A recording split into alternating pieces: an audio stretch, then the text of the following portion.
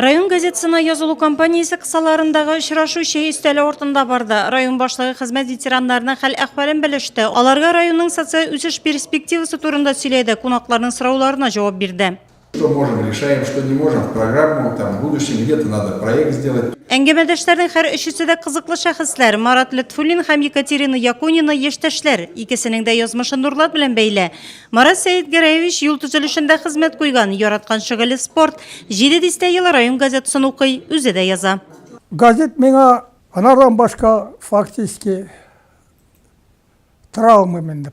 Екатерина Васильевна 4 дистә елга якын дәүләт орлыкчылык станциясе җитәкләй. Бүген дә район тормышында актив, район яңалыклары белән җирле масса күләм мәгълүмат чаралары аркылы таныша.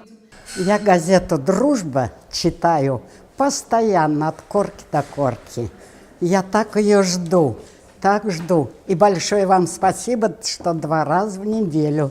Шигырьләрегезне яратып укыйм, иҗат ишмәгә саекмасын дигән теләк җиткерде район башлыгы кунакларның 3-нчесенә. Валентин Бурайкин 2 дистә елга якын газета редакциясендә эшләгән титуллы журналист.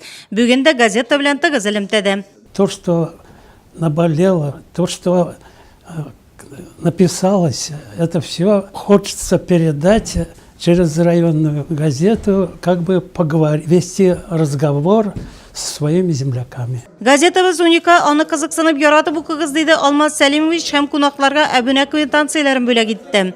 Безнең дуслык газетабыз районда күп кешегә дөньяга тәрәз булып тора. Алдагы көндә дә безнең газетабызга телибез уңышлар, шатландырсын безне, и без үзебездән дә аларга ярдәм бирергә тиеш. Очень приятная встреча. Спасибо огромное для нас, ветеранов. Это большое значение, большая помощь. Главе большое спасибо. Яшь буынны танылган якташлары мисалында кеше ватаннарына, үз шәһәрләренә карата патриотик рухта тәрбияләү. Шәй өстәле ортындагы әлеге тема буенча да кызыклы әңгәмә корылды. Хәер, район башлыгына кунакка чакырылган Нуратның мактаулы гражданнарының һәр өчесе дә теләсә кем өчен чын үрнәк булырлыклар.